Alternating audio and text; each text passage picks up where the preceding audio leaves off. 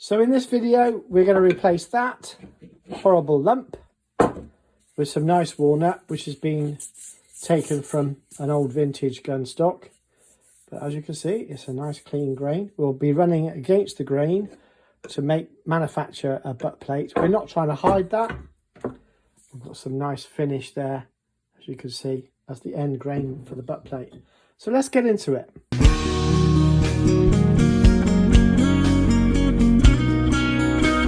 If you enjoy the content, don't forget, like, subscribe, and click the notification bell.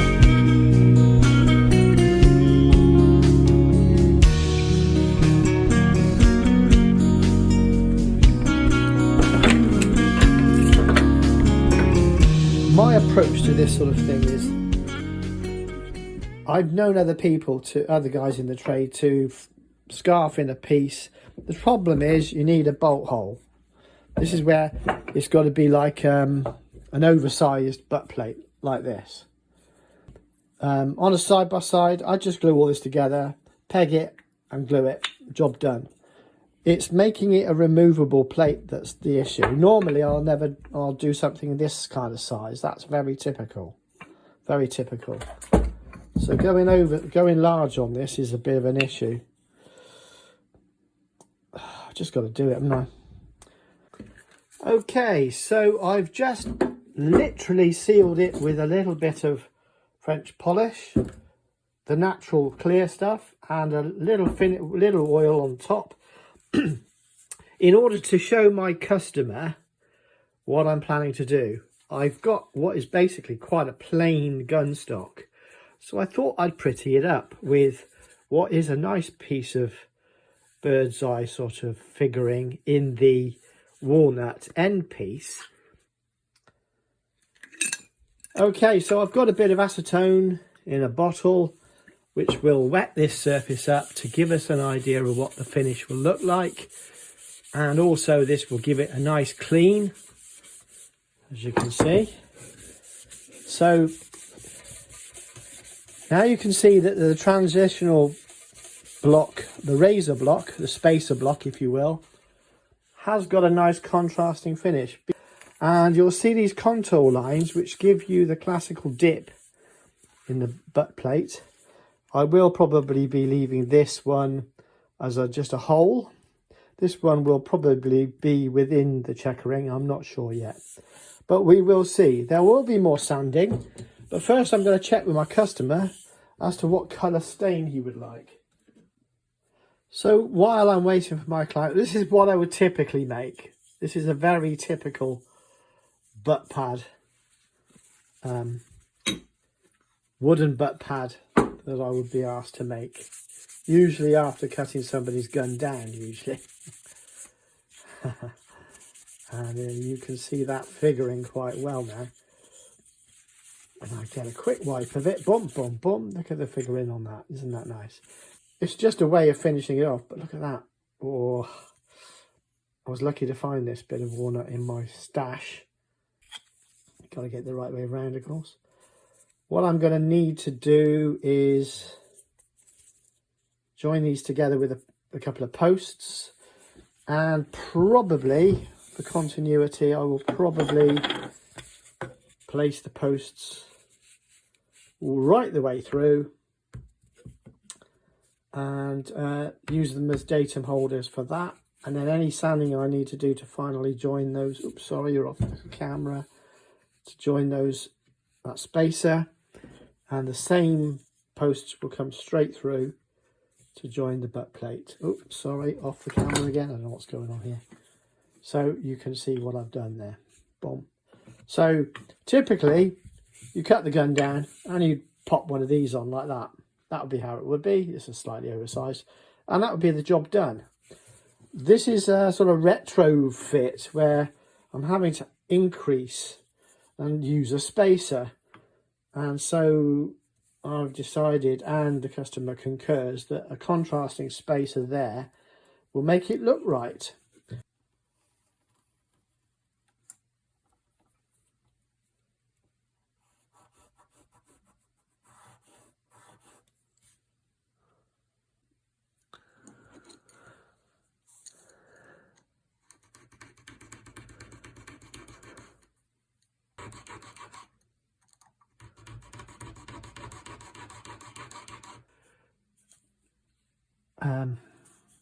It's not perfect, it's running away with itself a little bit,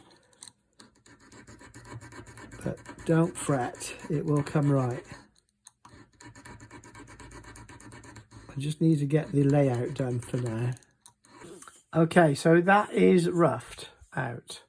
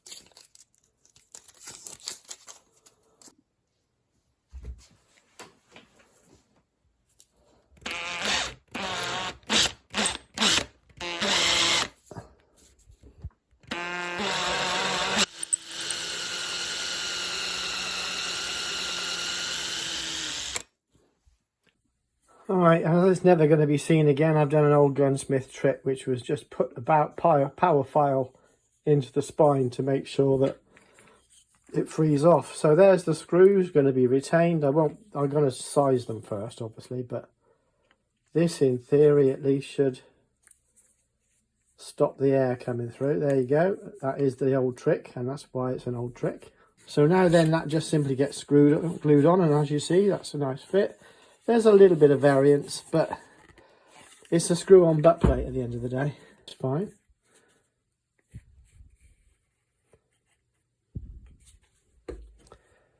It moves out everywhere, but I'm going to just keep it from going down the holes I've made by squeezing it on like so.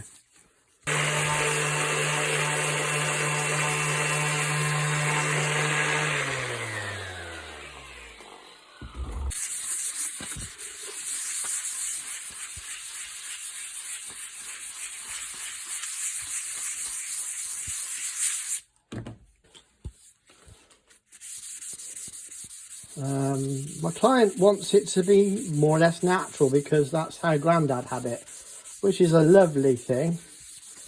So this is one of my true blue Grandad jobs. Anybody who knows me will know I do a lot of Grandad jobs, which is literally, it's Grandad's gun, can you do with that, but don't make it too weird looking, is the common you know, I want to be able to shoot it, or I'm 6 foot tall and he was 5 foot nothing.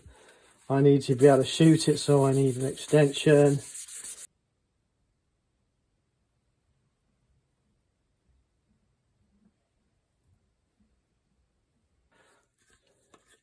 I still prefer to use a smaller screw, thinner screwdriver, just to grip it. Right, so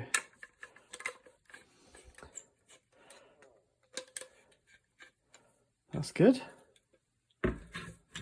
These finishes are slightly sticky at the moment, so I'm going to end up putting fingerprints on them, and so I will need to do a final wipe. I've got some London finishing wax here, so you only need the merest smidge to get this, to rub this in.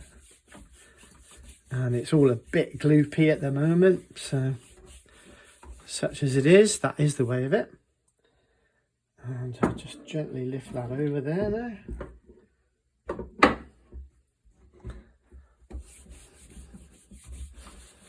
It's mostly on my fingers.